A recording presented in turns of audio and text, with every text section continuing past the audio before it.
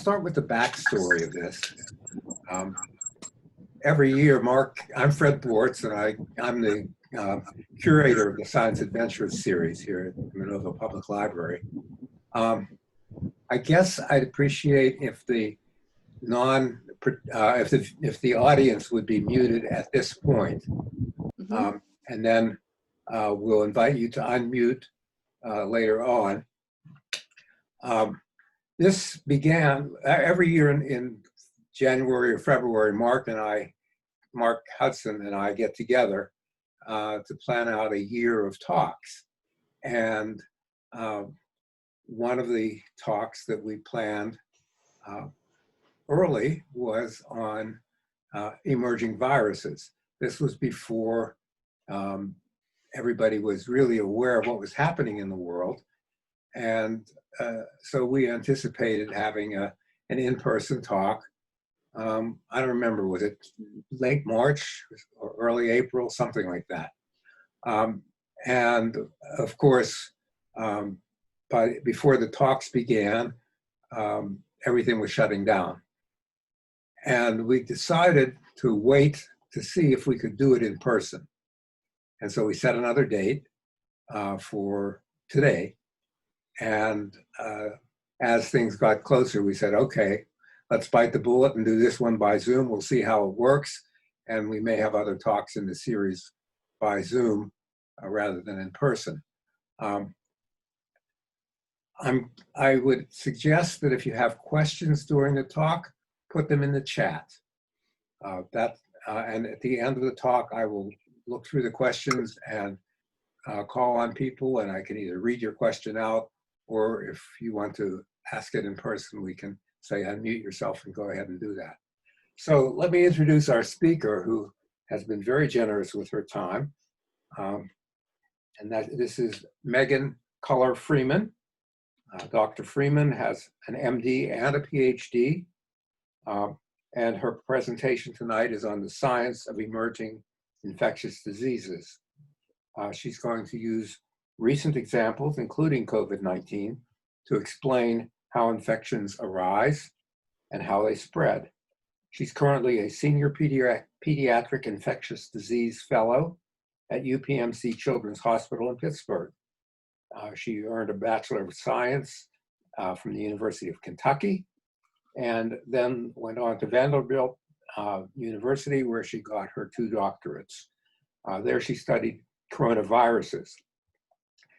She's authored multiple publications in the field, and the coronavirus book chapter in the most recent edition of Nelson Pediatrics, which I presume is one of these major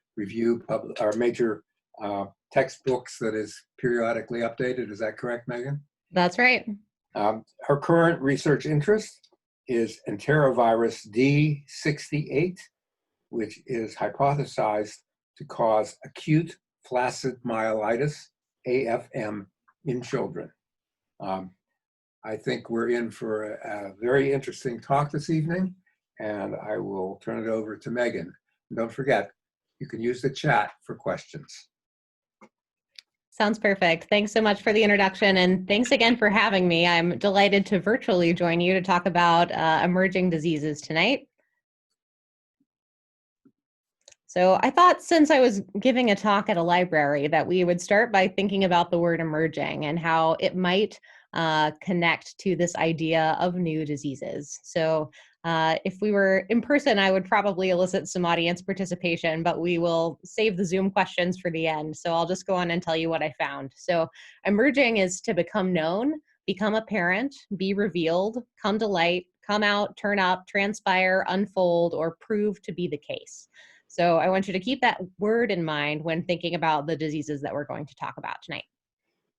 So specifically, when we think about the microorganisms that cause infectious diseases, I think mostly about viruses, because I'm a virologist, so primarily those are what I spend my time thinking about, but also bacteria. And one of my examples tonight is about a bacteria that caused an emerging infectious disease. And then there are also fungi, but I don't have anything that features them specifically tonight.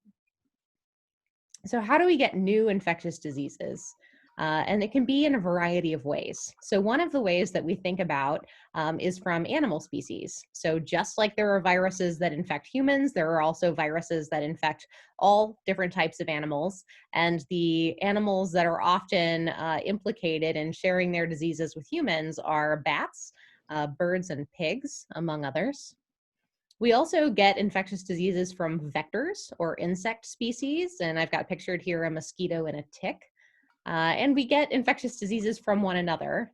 And as we pass a virus from host to host, because they can't replicate without us, sometimes the virus can change. And from the beginning of the virus's timeline to a more current version of the virus's timeline, it can look a little bit different in the type of disease that it causes. So I'm hoping to illustrate each of these principles of emerging infectious disease tonight with an example of a disease that you've likely heard of. So the first one that I want to talk about is a situation in which the type of host can change. And I think that a really great illustration of this concept is the novel coronavirus, SARS coronavirus 2. So it has had many names throughout our history with SARS coronavirus 2. It, of course, emerged in December of 2019, which is why we're doing this talk virtually. And it was originally called 2019 novel coronavirus or just the coronavirus, but its technical virus name is SARS coronavirus 2. And that's because it's genetically quite similar to SARS coronavirus 1, which I'll talk about in a bit. And another bit that makes it just a bit confusing is that the syndrome that this virus causes is called COVID-19, which stands for coronavirus disease 19. And the groups that named these two different entities were actually in a meeting at the exact same time and shared their results with the world about at the same time as well, without talking to one another, unfortunately. Okay, so how do viruses make you sick? Viruses are not alive, which is sometimes hotly contested point amongst virologists who tend to anthropomorphize them just a little bit. But they are not alive because they're not able to replicate by themselves. They actually have to have cells in order to replicate, and they are adept at hijacking the cellular machinery of their host in order to replicate and make more copies of themselves. But they have to enter the cell in order to do that. And viruses can only enter a cell if they have the right receptor.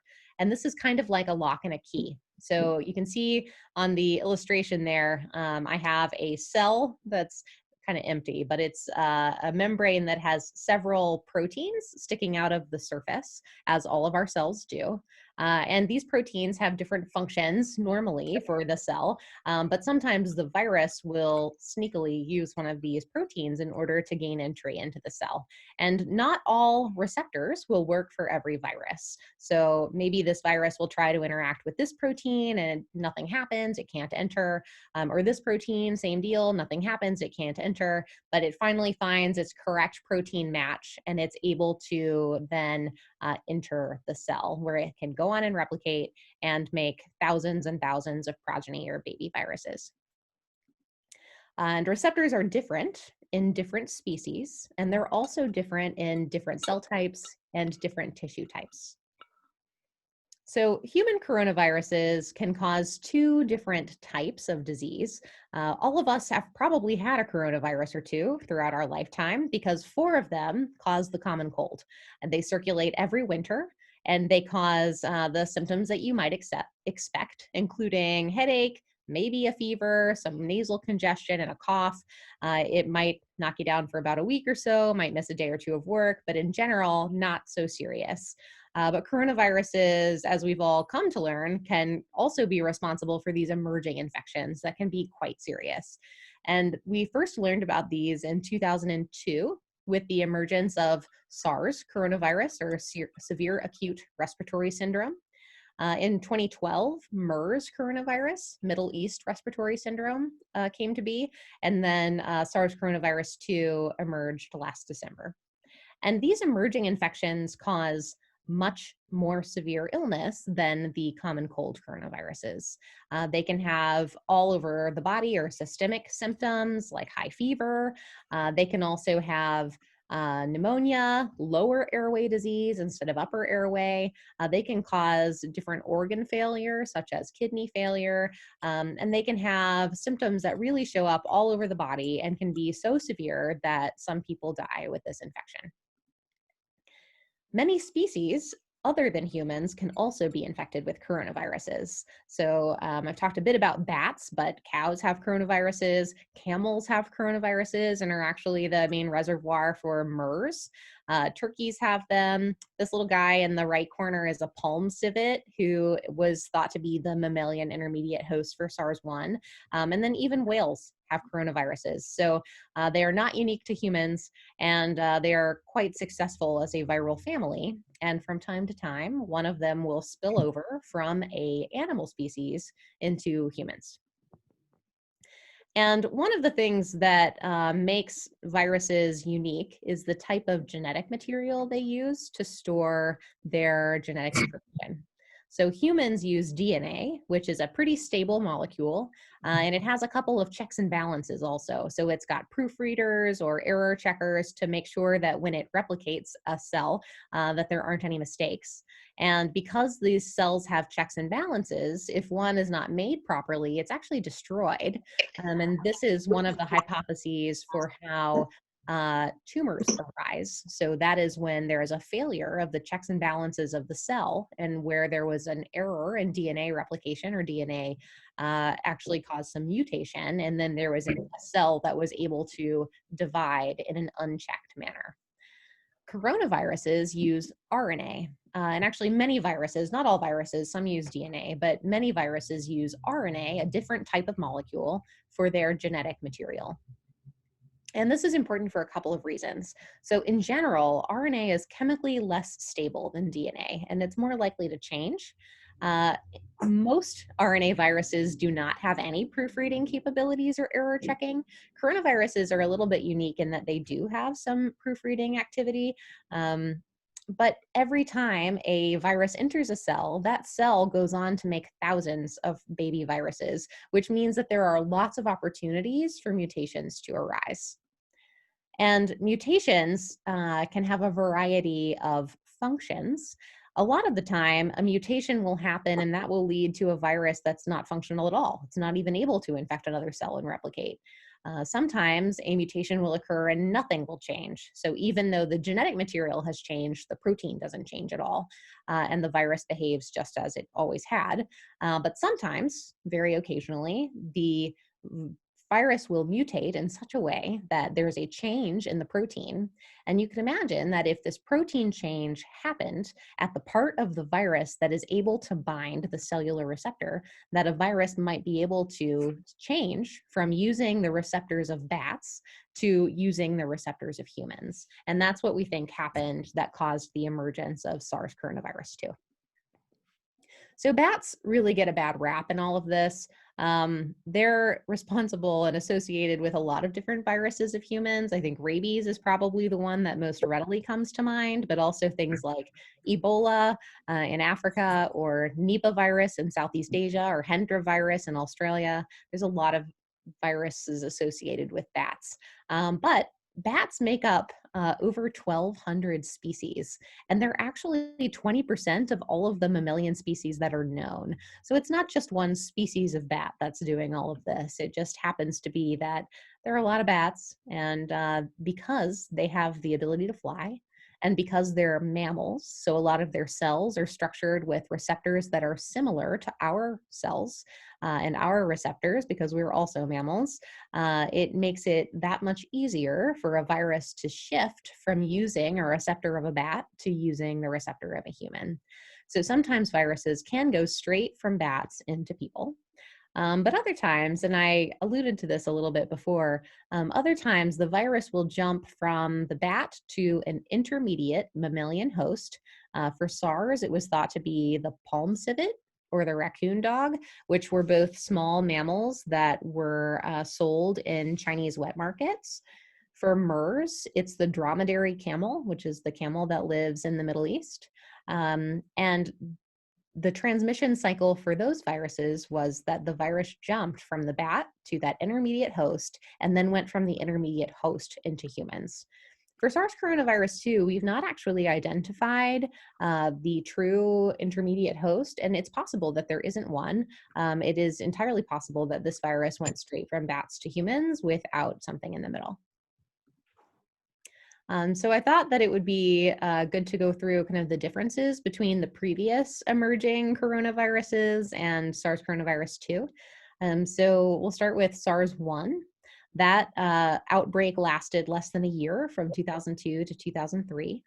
There were over 8,000 cases worldwide and 813 deaths, for a case fatality rate of almost 10%. The R0 was around 3. R0 is the idea that it's the infectious number of the virus. So if one person is infected and there is an R0 of 3, you can expect that that infected person will go on and infect 3 additional people that were susceptible to infection.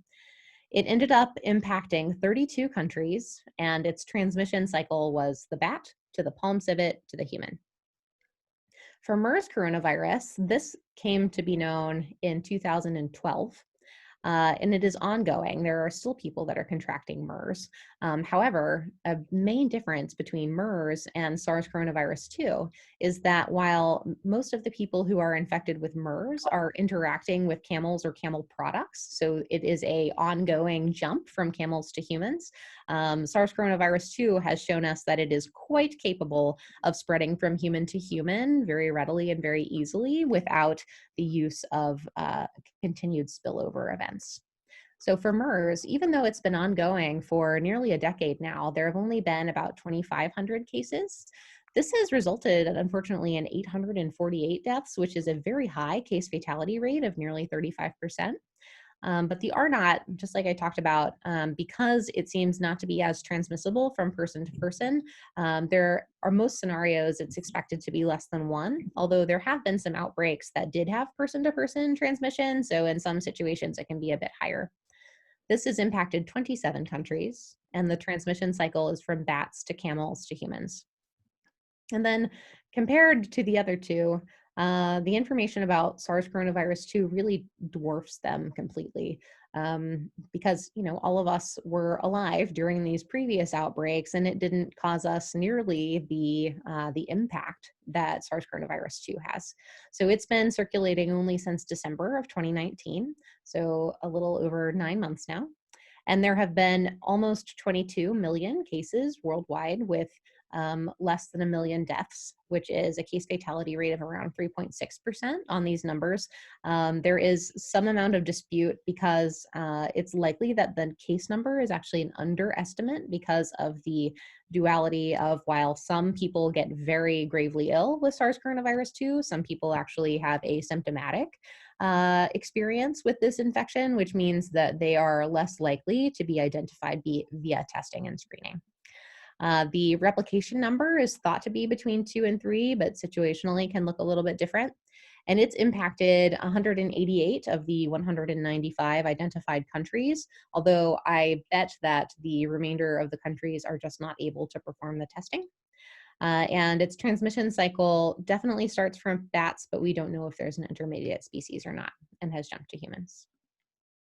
So I wanted to talk a little bit more about this idea of contagiousness or not. So in my diagram on the left over here, you can see a group of people, and the red person is the infected person, and that person is interacting with several uninfected people. So if the R0 is 1, then that means that this infected person will go on and spread the virus only to one other person in the group. But if the R0 is higher, like 4, then that infected person will go on to infect 4 additional people, and each of those 4 people will go on to infect an additional 4 people, and so on and so on. And you'll end up with exponential spread, which means that in a short period of time, you can end up with a lot of infected people. So in order to sustain an outbreak, we have to have an R0 that's greater than 1, which leads to this exponential spread. And this is really why social distancing works. So if we look at the blue bar in the bottom, this is under normal conditions, no social distancing. If you have 1 infected person and the R0 is expected to be 2 to 3, so 2.5 in this example, then in 5 days, you'll have 2.5 infected people that this first person infected. But then after 30 days, because of the exponential spread, you'll end up with 406 infected people, which is a ton of people to test and to utilize medical resources and to contact trace and figure out who they came into contact with. So the more infections that you have, the harder that it ends up being to control. But if we have social distancing, like in the green bar in the top, which is where we're wearing our masks and we're staying 6 feet apart from one another, then it's less likely that one person is going to go on and infect as many people as if they weren't doing that. So maybe one person infects half as many people, which in this example would be 1.25 people. I know you can't have a quarter of a person, but it's the way that the math works out. So then in 30 days, you'll only have 15 infected people instead of 406. And that's a lot easier to manage and to get a handle on. So I've used SARS coronavirus 2 to explain the concept that the type of host can change. And that's one reason why we get some emerging infectious diseases. So the next concept I want to talk about is that infections can spread geographically as the vector environment changes. So this in Western Pennsylvania is really nicely demonstrated by this guy.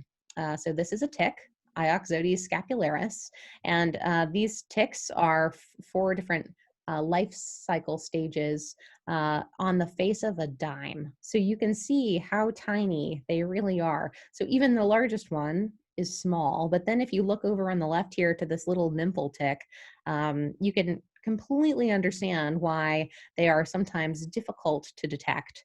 And for whatever reason, as a pediatric infectious diseases doctor, I see kids with infections, and the little ticks like the little guys. So I hear a lot of stories about kids that end up having Lyme disease that their parents don't at all recollect when it was that the kid was bitten by a tick. They, are very vigilant about tick checks, but it's hard to find these little guys. So if we find Lyme disease, we know that they've been there, but we're not always able to detect when it may have occurred. So these ticks carry Lyme disease, which has not always been a problem in our area. And that's why I'm going to talk about it as an emerging infection. It was described in 1977, but it wasn't understood that it was caused by a bacteria until 1981. And it's caused by Borrelia burgdorferi, which is really fun to say, actually. And it's pictured here on the right. And it's a corkscrew shape or a spirochete, which is pretty rare as far as bacteria is concerned. The other one that we hear about frequently that is a spirochete is syphilis, but those are really the only 2 that come up with frequency that have that shape. It is transmitted via the bite of the Ioxodes scapularis tick, which I just showed you. And this is kind of gross and cool, but essentially what happens is when a tick is taking a blood meal from a human or a deer or whoever it is that it's attached to, the temperature of the stomach increases during that meal. And then the contents of the stomach, including Lyme disease, if it's present, are injected into the human, which means that if the tick is not attached long enough or firmly enough to actually take a blood meal, then it can't do this transmission event that causes the transmission of Lyme disease. We know that Lyme disease peaks in the spring and summer, and that has everything to do with the life cycle of the tick. So you're out and about more frequently, wearing shorts and camping, having picnics, and so are the ticks. They're just waiting for you to come along so that they can complete parts of their life cycle. And this is really interesting about why Lyme disease counts as an emerging infectious disease in this area. So this is a map of the US showing reported cases of Lyme disease by county in the year 2003. And you can see that while there's a smattering of blue dots throughout the country, most of them are highly concentrated over there on the East Coast. And then if you look at the same idea of a map, but data from 2002, you can see that where Western Pennsylvania was relatively spared in 2003, it's completely covered in 2012, and it's been 8 more years. So it's just gotten worse, actually, as we've continued to move on. So we can see that this illness is spreading with the habitat of the tick. And we know this because there are studies where people will go in individual counties in the state, collect ticks, grind them up, and look for the different pathogens that the tick is carrying. So we know, and you're looking in this graph, each dot is a sampling site of ticks for this study, and the BB for Borrelia burgdorferi, the left-hand corner of each box, is the percentage of ticks that were found that had been carrying the bacteria. So the lowest number that you see for anywhere in Pennsylvania is 37% of the ticks. And this, again, is a little bit old now. It's from 2015, so it's only increased from there. And when we look at this a different way, so the incidence of people diagnosed with Lyme disease in Pennsylvania by region, Lyme disease was reportable starting in 1987. And in Southwest Pennsylvania, we're this orange line at the bottom. So you can see that there was almost none, until we get to around 2008. And then it just completely takes off and starts rivaling some of the other regions of the state. And we see this in pediatric Lyme disease as well. And interestingly, we've seen an increased number of cases in city kids. It used to be considered more of a rural disease, and that's no longer the case. And the cases of pediatric Lyme are actually doubling every 1.6 years. So another great example of exponential spread. So the question here really is, why are the ticks expanding their habitat? And it has everything to do with changes in the climate for the most part. So changes in weather patterns can cause ticks to die or to live. They don't tolerate freezing in the winter. So as winters have gotten warmer, they don't die during that period of time. They can dehydrate if there are dry spells in the summer. They can overheat in the summer. They can drown if there's flooding. And they can actually even have exhaustion of energy reserves if they're chilling out on some brush waiting for a host to have a blood meal on during that stage of their life cycle. So what we know is that increases in winter temperature have led to this increased distribution. But there can also be changes in human behavior as well. So if we are clearing more forest land to build developments or something else, then the ticks don't have anywhere to go and they'll prefer to live in your backyard instead of where they had been undisturbed. And there can also be some changes in prey distribution. So if there are more or less predators of the vector, then that also can change how many ticks we see in a season. And because I always like to put in a PSA for how to keep yourself safe from Lyme disease, our recommendations are to wear bug spray with DEET when you're outside, especially when it's not winter, and to check for ticks upon returning inside, especially in hair and other dark places of the body where ticks like to hide. The recommendation for removal is to remove with tweezers and steady pressure. We do not recommend things like lighting a match and burning the tick out or other methods that you may have heard of before. And importantly, if the tick just brushes off or it's really easy to remove, then it's not actually been attached long enough to take a blood meal or to transmit Lyme disease. But if it's embedded, then you should call your doctor because a single dose of antibiotic timed correctly is enough to prevent transmission of Lyme disease from the tick to the human. So that was about how infections can spread geographically as the vector environment changes, as demonstrated by Lyme disease in Western Pennsylvania. I've got one more topic, and then we'll have some time for questions and discussion. So my last concept is that pathogens can change to cause a different disease. And I would like to use AFM, or acute flaccid myelitis, to illustrate this concept. So acute flaccid myelitis is the illness where often healthy children, after having a respiratory illness, will present with paralysis. And this has been getting a lot of media attention, particularly in 2018. We saw a big spike of it, but we haven't seen as much in 2019 because we see it in every even year. We were expecting to see a spike in 2020. However, the social distancing and masking and hand hygiene practices that we're using to combat the coronavirus are effective for all sorts of respiratory viruses. So it's possible that if we're doing really well with our behaviors, that we won't see as much of this syndrome this year. But when this came to be, it really evoked thoughts of poliomyelitis, which was a similar disease that caused paralysis of healthy children in the numbers of 1,500 people per year in the United States before we had poliovirus vaccines in the 50s and the 60s. And actually, the last known case of continental US polio was in 1979. So it's been a long time since we've seen that disease here. In addition to seeing AFM nationally, we also saw it locally in Pittsburgh. And we've been seeing this trend of cases of AFM spiking every other year in the even years, and there tend to be more and more cases, with the most cases, the biggest peak in the year 2018. And this happens to coincide with when Enterovirus D68 has been circulating. So I'd like to talk to you a little bit more about EVD68. So the CDC has been investigating AFM since we started to see spikes in cases in 2014. And it actually has been known for a long time that the syndrome can be caused by a variety of viral pathogens. And this includes enteroviruses. Poliovirus is an enterovirus, as are Enterovirus D68, Enterovirus A71. It's been associated with flaviviruses like West Nile, also herpes viruses and adenoviruses. 90% of cases involve children, which is why it's one that's very important to me.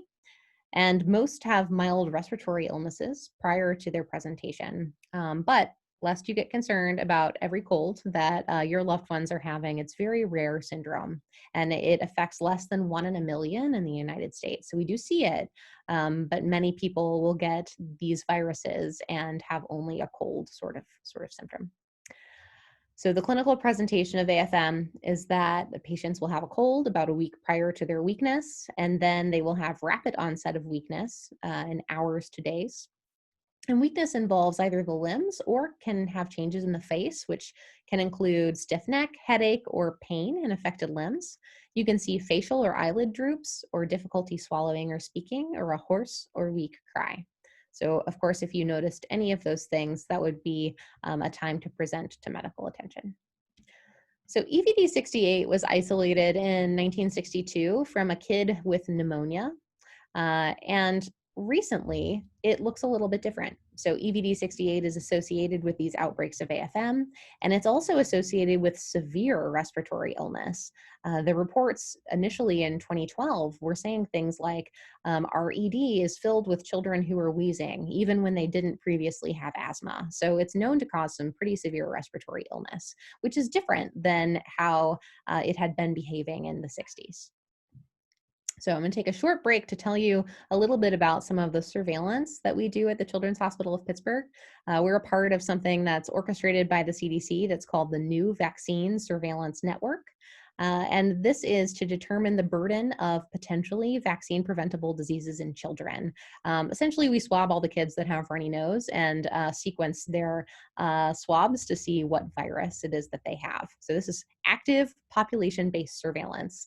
And the goal is to really evaluate the impact of new vaccines when they arise, and to understand how important it would be to have a vaccine against some pathogens such as EVD68 through this active surveillance. So these are the sites across the country. They're pretty spread far and wide.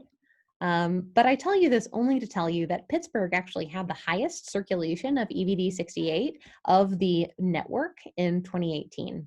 So this was in kids that were swabbed when they had respiratory symptoms. And you can see I've marked with a little red flag there, the Pittsburgh line in black there at the top.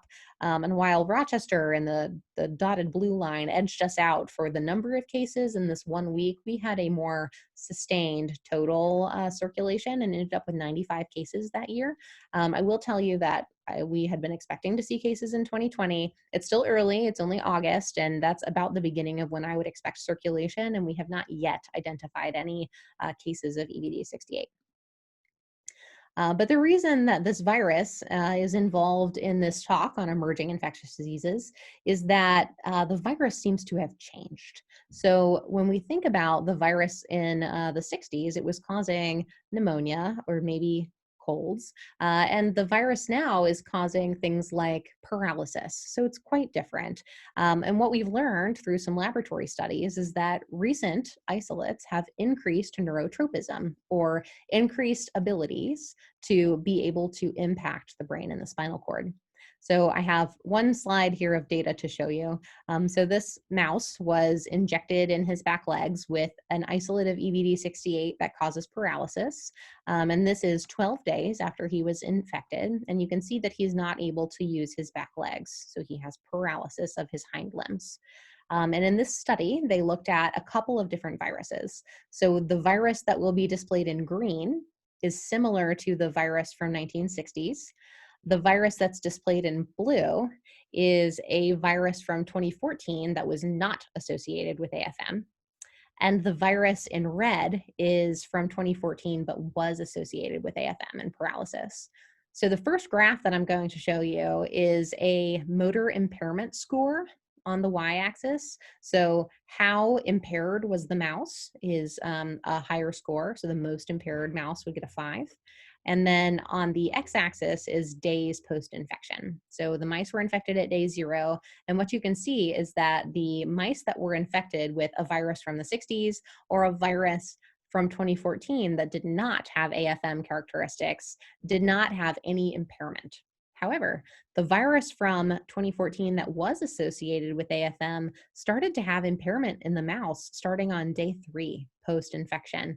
And you can see that it progressed all the way until 2 weeks after the experiment began. And this is also associated with being able to recover infectious virus from the spinal cord, which is different from those other 2 viruses. So in this graph on the right, I'm showing you the amount of virus on the y-axis, and that's a log-based scale. So 10 to the 6th is the top up here. And then again, days post-infection from 0 to 6. And you can see that while they were not able to isolate any replicating virus from the 60s or the virus from 2014 that did not cause AFM, this virus that caused AFM was able to be recovered from the spinal cord and was able to replicate quite well. So we have evidence that the virus itself has changed, and that's why the disease has changed. So pathogens can change to cause a different disease. So in summary, how do diseases emerge?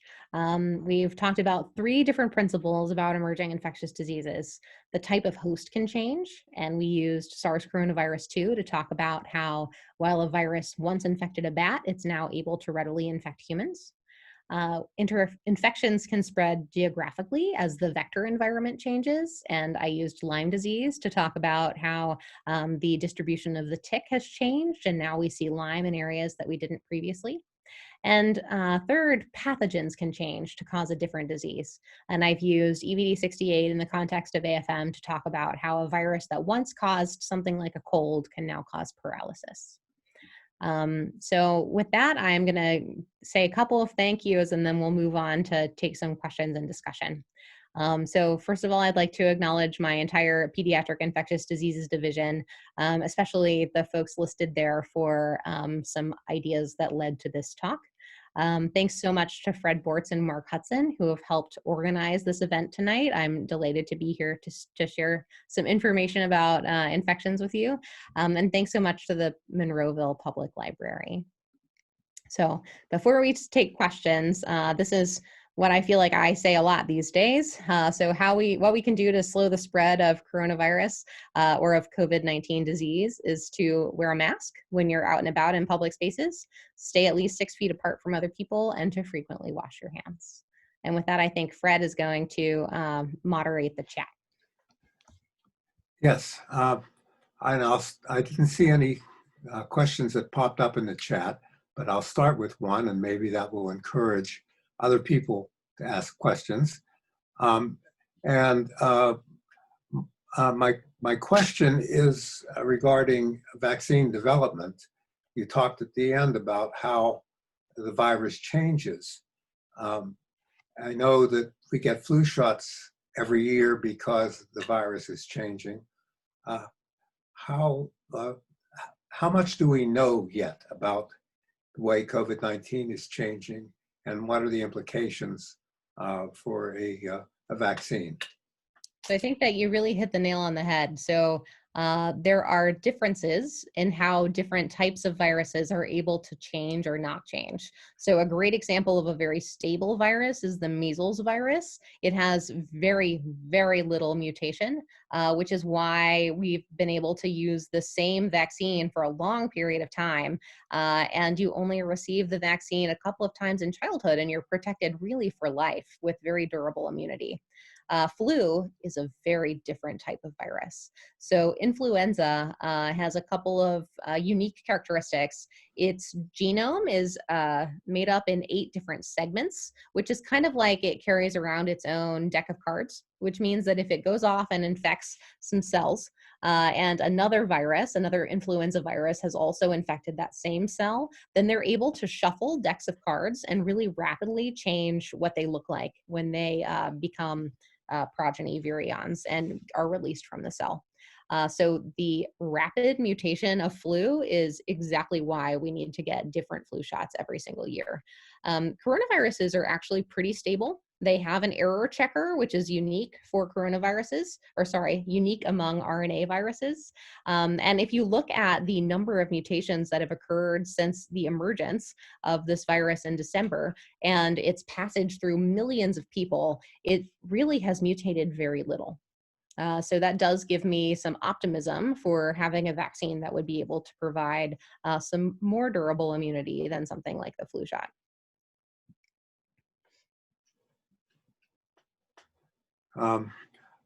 I guess since we have a relatively small crowd, if anybody would like to unmute and ask a question, that would be fine.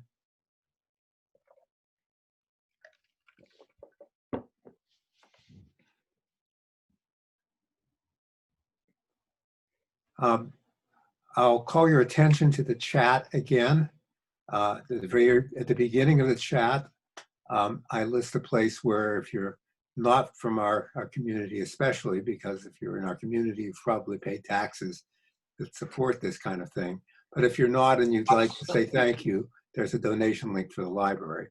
Also, I put the same comment twice because I missed the link. The second place I have it is good. If you want to read one of my favorite books that talks about the question of whether viruses are alive or not, it's a book called Life as We Do Not Know It by Peter Ward. I don't know if Megan's familiar with the book or not. But in any case, he raises that question and doesn't really answer it, but challenges us with it.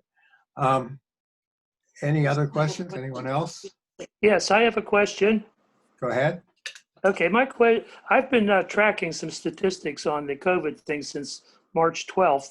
And my question is, what is the fatality rate in a percent of those infected of these various viruses? Like, I'm using data from Johns Hopkins, and I'm getting a fatality rate of 3.1% for the US.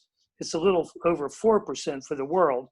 But the US number keeps coming down slowly as the number of cases grows and fatalities seem to decline. People have said that there have been more folks infected than is being reported. I have a little difficulty believing that because the 3% fatality rate that Johns Hopkins is reporting is pretty good, I think, for that number. If a lot of people, if 10 times more people had this disease, that fatality rate would be practically down to 0.1%. But it's running around 3.1. And what is that rate for all of these various different infections? That's my question. That's a great question. So you raise a lot of important issues. So I love that Johns Hopkins coronavirus tracking site. That's the one that I like to use as well. I feel like they have a really good display of the data and also quite reputable data, which is great. The problem or the challenge, right, about calculating a case fatality rate is you want to know the numerator, so how many people have died, and you want to know the denominator, how many people have been infected. And a lot of the troubles that we have had throughout the last 8 months or so have been with testing and with being able to test all of the people who may have been infected. That's gotten better over time, but it's still imperfect. And one of the things that makes it particularly challenging to account for every infected person with this virus in particular is that many of the people, especially in the younger age group, college age and kids, are asymptomatic or have quite mild disease. And that would not necessarily signal someone to test them for coronavirus if they weren't displaying stereotypical symptoms, which means that it's possible that the denominator for our cases, just like you're saying, the more cases we identify, the more it seems that the fatality rate is going down. And I think that has everything to do with just correctly identifying cases. You're also absolutely right that this virus has a different and improved case fatality rate over SARS-1, which was a case fatality rate of around 10%, and MERS coronavirus, which has a case fatality rate of 35%. So in a way, I mean, there's not a lot of silver linings to coronavirus too, but one of the silver linings might be that it doesn't have a 35% mortality rate like MERS. I think I answered all your questions. I may have missed one. Can I add a little Please. more to that? Yeah. I've been looking at data from 1918, and the stuff that's reported historically is that about 28% of the US population actually got infected. And of that 28%, 675,000 died. Now we have 3 times more people living in this country today than we did in 1918. And if you run those numbers, say the 3.1% that Johns Hopkins is reporting, and you run it against the 28% infected in 1918, you get an absolutely enormous fatality rate in this country, a number that I haven't even heard on TV yet. And you're smiling because you know what I'm talking about. I do for sure. One of the things, it's so tempting to compare this to 1918 because I feel like historically, at least as far as what we have a record of, it's the easiest comparison, right? It's the one that we've heard the most about. It's the one that there's most kind of popular literature on. There are certainly some differences between the biology of flu and the biology of a coronavirus, mainly its mutation capacity, that make it a little imperfect as a comparison. But I think also, you know, medical care is a lot different than it was in 1918. We didn't have antibiotics, we didn't have ventilators, we didn't have ICUs, we didn't have testing. So essentially the only option for that flu to die out was to burn through the entire population, which is why I think you saw kind of the numbers of infection. It was also perpetuated by some of the migrations of soldiers in World War I, mixing of new people from different areas in tight quarters, either on battlefields or in ships. So there were just some different kind of historical things that were happening at the same time too, that we didn't necessarily understand at the time was making things worse. Okay, thank you for that answer. Yeah, sure. That clears things up a little bit for me. Good. I have another question, but let's see if anybody else wants to chime in first. Okay. Looking ahead, a lot of viruses that become endemic make changes. You can scream at me. I'm not stupid, and I don't have attention deficit. I'm here. Somebody have a question? A lot of people, a lot of these viruses will kind of mutate and become less virulent or less severe and kind of end up living with us indefinitely. What do you foresee for COVID-19? What kind of a forward-looking trajectory do you see? And a different question I have relates to the fact that I've got grandchildren who go to school, and so I have to be concerned about whether or not I should have them visit us. So, but let's take the first one first. Yeah, for sure. So I do not predict that COVID is going anywhere anytime soon. I think it will be with us for a while. I think the thing that's going to be most helpful is the development of herd immunity, which ideally will be facilitated through a vaccine, just because this virus is too severe in too many people for us to to want it to have native infection in the percentage of people that it would take in order to get herd immunity, which is often quoted at above 50% of the population. You see numbers anywhere from 50 to 70 or 80%, and we're not going to know until we know. And that's not something that has been discovered yet.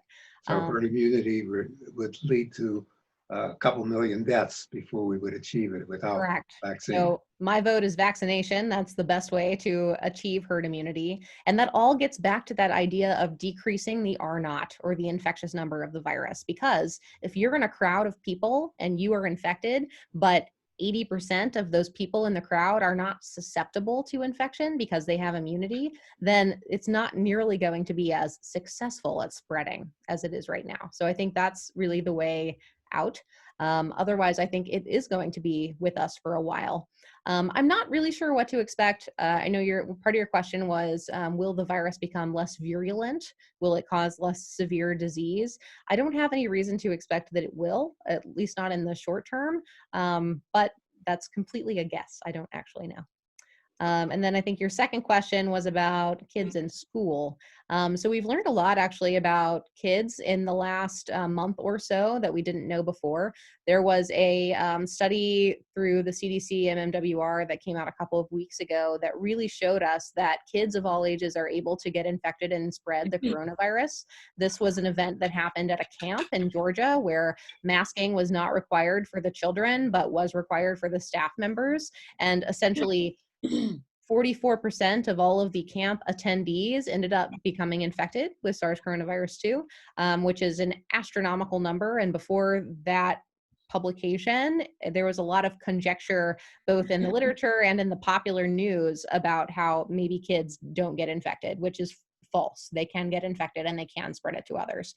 So the thing that I worry about with school, which I think is your question, is we know that kids can get infected and we know that kids can spread, but often they have very mild disease and they handle it quite well. But it means that if they're living with or visiting people who are in a high-risk group, like grandparents or immunosuppressed people, that is still a risky interaction.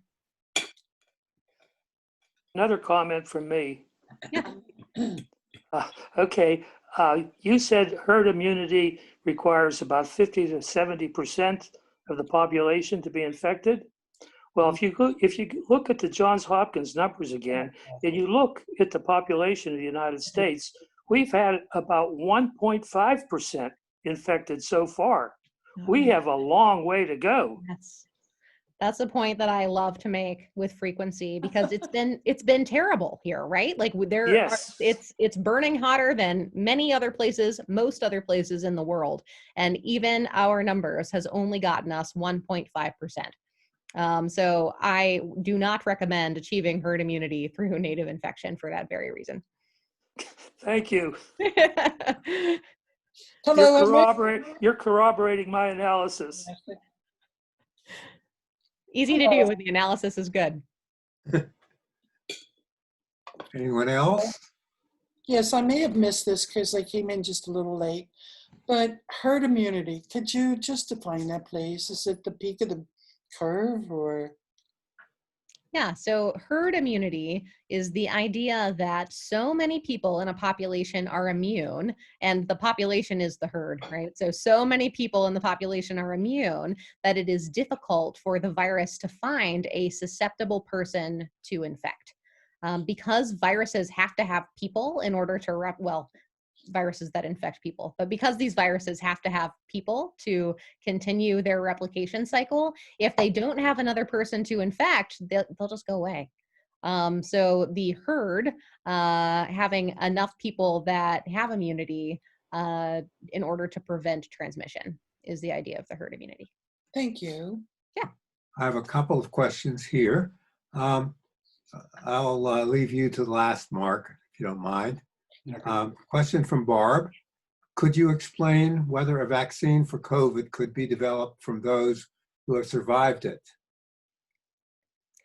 So I think the thing that we've learned most from people who, well, many things, but as far as protecting others from people who have survived coronavirus, is that they have protective antibodies that they tried to use early on in infection. They would essentially do, it's kind of like a blood transfusion, but they would be able to take antibodies, which is a protein in your blood that your immune system developed to fight off the coronavirus, take those antibodies from a person who had recovered and put them into a person who was very ill.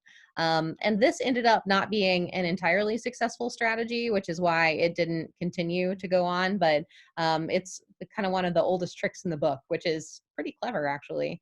I think the vaccines that we'll probably end up using look more at the molecular biology and the structure of the virus itself. So the Moderna vaccine, as an example, is developed by many groups of scientists in the United States that have been working together. But one of them was my PhD advisor, and these guys have been studying coronavirus for 30 years, for decades, and they were able to use what they've learned about the study of coronavirus over that amount of time to pick the bit of the virus, just one protein, that they thought would be most immunogenic and most helpful. So a lot of them are designed not necessarily based on what we've learned from people that have recovered. But the people that have recovered have taught us a lot about kind of the immune response in general. Question, I guess this is from you, Mark. Question about the transmissibility and the wearing of masks. We know that wearing a mask protects other people from the wearer, but is there evidence that wearing a mask protects the wearer as well? So this is all about the respiratory droplet. So the way that this virus is spread primarily is from an infected respiratory droplet. And these are tiny microscopic droplets that you generate when you talk or sing or cough or sneeze or shout. And they are expelled a distance from your face and fall to the ground. The heavier ones fall closer to you and the lighter ones fall farther away. And that's where the 6-foot distance comes from. It's because that's thought to contain kind of the radius of the majority of the respiratory droplets.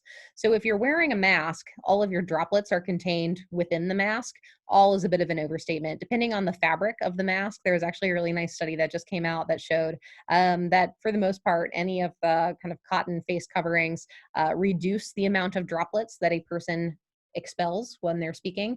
The only caveat to that is anything made of fleece, for whatever reason, seems to increase the number of droplets. I don't know if it's about like the tightness of the weave or what it is, but it's hot outside right now anyway, so I'm hoping no one's wearing fleece masks. But there has been some good evidence that your droplets stay with you when you wear a mask. Kind of on the other side of that, if you're talking to someone who is infected and their droplets land on the exterior of your mask, that should be where they stop. It certainly would decrease the dose of virus that you would be exposed to. So there is some evidence that it does at least somewhat protect the wearer as well. But this is also why whenever you take your mask off, you should take it off by the ear handles, the ear loops, or the strings, and not by the fabric part, because it's considered contaminated on both sides. I have a question that relates to politics. I'm going to leave that till the end. Got another scientific question. What is happening in Sweden regarding herd immunity? And this is from a friend of mine who has Scandinavian heritage. Excellent. Sweden, it's been its own kind of interesting case study, I suppose. The Sweden folks just continued on with life as usual, just to kind of see how things were going. I unfortunately don't know any numbers about Sweden as far as how they've been doing with developing herd immunity, but they certainly have had higher infection rates than other parts of Scandinavia. And then the political question, it says, since it is politicized by the president, if he gets a second term, it will escalate, won't it? I am worried about that. It might keep me up at night. The thing that it concerns me mostly is that this is a situation in which it's very important to listen to scientists and to listen to experts, and public health should not be political. It should just be something that we do for the good of our communities and the good of other people. And, you know, it would be nice if our leader would lead by example and listen to people that know a lot about this topic. Leading by example was exactly what I was thinking about. And here's a question: why are we not forced to wear masks? So I think that I did like a virology with kids session kind of very early during this outbreak, and I got a great question that said something to the effect of, why are people why was China able to control this so well? Why are the kids in Hong Kong able to go back to school? And I think that we have to think about, when we're in a public health situation, that there are different ways that different countries deal with different sorts of problems. And I think one of those is things like forcing people to do things. And that doesn't tend to be our brand in America. And that's probably why that's been like that. Any other questions from anyone? You can speak up or put it in the chat. Okay, I want to just add to that last comment about the masks. I worked in China back in the 1990s, and I was in Beijing and in other cities, and there was nothing going on, but I noticed about 10% of all the people on the street had masks on all the time. And I even asked the question, I says, is there something going on here that I don't know about? And they said, no, they're just being cautious. Yeah, it's just normal behavior to see. Yes, people that was wearing normal masks. behavior, Yep. yes. And sometimes it's, you know, if you feel like you're a little bit ill and you would like to protect others from you. And sometimes, just like you're saying, it's people that were just being cautious and didn't want to get infected on the train that day. Yes. My thought or knowledge of that is that it was for air pollution more than anything else. They have terrible air pollution, so it keeps particulates from getting into your system, which can be quite harmful. I think it was both. Yeah. Anyone else? I have sorry. In Asia, lived through several pandemics, right? SARS happened in China. They had pandemic flu that was quite bad in the early teens. So I think that they might be a little bit more used to this kind of experience than we are as well, which might relate to some of the mask wearing. Are they more likely to generate a new infection That all has because to of do the with way they live? With what animals live in your neighborhood. Yeah. So the bats that live in America don't carry beta coronaviruses, which are the type of coronavirus that SARS is, but the bats in Asia do. So it just depends on what is around kind of in your ecology. Well, before everybody leaves, I would like to ask Megan a question personally, just people I know that are in her field. So I'll leave that for the end. But anybody else have further questions before we all give a virtual round of applause and thank you for a very interesting presentation on a very important topic. Thank you. Happy to do it. Glad I could be a part of this group tonight. Very good. Anyone else? Last call. Just a thank you. Okay. And we will try to resume these science adventures. We have a few topics in mind, and I'm always open to suggestions for other topics, as I always say at these lectures. We'll have to evaluate whether this is an effective way of doing it, or people are just getting tired of looking at other people in boxes. But I'm glad we were able to do this one tonight. Thanks everybody for coming, and we will continue to inform you through the Monroeville Library website and emails. Thank you. Thank you, everybody. Megan, I have a cousin who's a virologist. Cool. He's had a very long career. He's now, let's see, 84 years old, but still working. So I just wonder if you know his name by reputation. Richard Ascione, A-S-C-I-O-N-E. What virus does he study? He says, we had a family get together recently through Zoom, and he talked about actually working on on this one at the moment. But I'm not sure which ones he studied in particular. Got it. He's been around. The virology meeting that I go to every year when we're allowed to do things like travel in the summers, it's the American Society for Virology, and it's like 1,200 virologists that all gather together and talk science. We tend to be pretty siloed. So like the RNA virus people stick together and the DNA virus people stick together. So I haven't met him before, but one of the interesting things that's happened because of this pandemic is virologists, which is in general a pretty small group, are really coming together to try to study this one in particular as quickly as we possibly can. Yeah, I think it's kind of all hands on deck in the field, isn't it? Yeah, it really is. I'll send him an email with your name, see if he's ever encountered you in any professional situation. Sounds good. I'm not sure what is his official affiliation these days. He spent a lot of time at NIH and then went off to a startup, and I really don't know exactly who's paying him these days. I know he married a Chinese woman about 15, 20 years ago, and she's in China and he's here.